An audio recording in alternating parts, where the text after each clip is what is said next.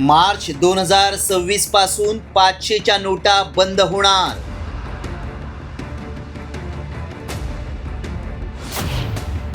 ATM मधून निघणार नाही 500ची नोट. व्हायरल मेसेज मागचं सत्य काय? 500 रुपयांची नोट आता बंद होणार असा दावा करण्यात आलाय.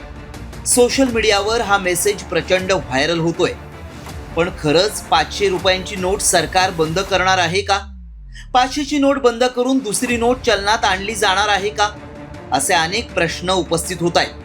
त्यामुळे आम्ही याची सत्य माहिती मिळवण्याचा प्रयत्न केला. त्याआधी मेसेजमध्ये काय दावा केलाय पाहूया. गेल्या काही दिवसांपासून व्हॉट्सअप आणि फेसबुकवर एक पोस्ट वेगानं पसरतीये. त्यात असं म्हटलंय की 1 मार्च 2026 पासून एटीएम मध्ये 500च्या नोटा मिळणार नाहीत. आरबीआय 500च्या नोटांचं वितरण थांबवणार आहे. हा दावा केल्यामुळे एकच खळबळ उडाली आहे. हळूहळू या नोटा चलनातून पूर्णपणे बाहेर केल्या जातील. या दाव्यामुळे नागरिकांमध्ये संभ्रमाचं वातावरण आहे. कारण सध्या दैनंदिन व्यवहारात 500ची नोट सर्वात महत्त्वाची आहे. त्यामुळे याची सत्यता जाणून घेणं गरजेचं आहे. हा लोकांच्या दैनंदिन व्यवहारातील विषय असल्यामुळं आम्ही या दाव्याची पडताळणी सुरू केली. सर्वात आधी याची माहिती आरबीआय कडून मिळवण्याचा प्रयत्न केला. पण आरबीआयच्या साईटवर अशी कोणतीच 500च्या नोटेसंदर्भात माहिती मिळाली नाही.